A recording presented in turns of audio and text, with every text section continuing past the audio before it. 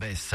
Le Covid-19 n'a épargné personne durant le confinement. C'est le cas notamment pour les agences de voyage qui se sont retrouvées paralysées et qui le sont toujours, du moins pour celles qui proposent des voyages à l'étranger. C'est le cas de Clément à la tête d'une agence en ligne, Échappée Australe, proposant des voyages et safaris en Afrique. La situation sanitaire les a fortement impactés, mais ils avaient prévu le coup avec des provisions en cas de problème. On s'en sort. On avait des réserves et c'est vrai qu'on a un mode de fonctionnement particulier parce qu'on travaille vraiment sans dette et comme on n'est pas non plus une agence physique mais on travaille sur internet, on n'a pas des grands frais par rapport à un local, etc. Donc ça pour nous ça nous aide fortement. Après sur place c'est encore un peu tôt en fait pour vraiment savoir, mais c'est sûr qu'il y a des hébergements qui vont fermer. Plus important aussi c'est les compagnies aériennes, qu'il faut pas non plus oublier, qui sont aussi dans de fortes difficultés financières. C'est vrai que le secteur en fait du voyage va être fortement bouleversé dans les prochains mois et quelques années même. Voilà, pour l'instant, aucune date de reprise n'a été avancée quant à la reprise complète du trafic aérien. On connaissait le sport. Et focus ce matin sur une agence de voyage en ligne Made in Moselle touchée par la crise. Clément dirige Échappée Australe, une entreprise proposant des voyages et safaris en Afrique.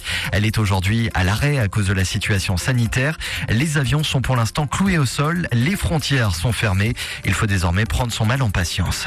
Le fonctionnement des compagnies aériennes, d'une manière générale, les agences de voyage, on est un peu soumis aux compagnies aériennes qui sont plus puissantes entre guillemets que nous et c'est vrai qu'on est toujours restreint par rapport à eux, mais elles sont assez fair-play par rapport à la situation parce qu'elles permettent aussi les reports pour tout le monde. Ce qui est vraiment bloquant pour nous, c'est les confinements et les frontières qui sont fermées et on est obligé d'attendre la réouverture des frontières des pays pour pouvoir recommencer à envisager de voyager. Voilà, et aucune date pour la reprise du trafic aérien international n'a pour l'instant été avancée. Le Covid-19 n'a épargné personne durant le confinement. C'est le cas notamment pour le tourisme international complètement à l'arrêt. Clément a créé avec sa compagne une agence de voyage en Moselle proposant des séjours au sein de l'Afrique australe.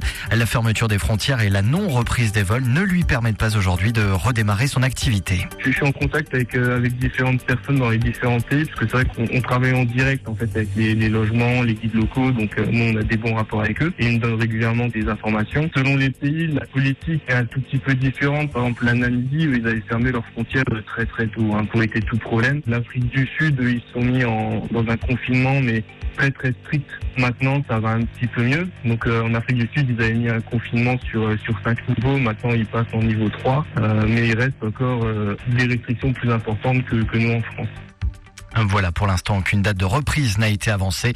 Quant à la reprise complète du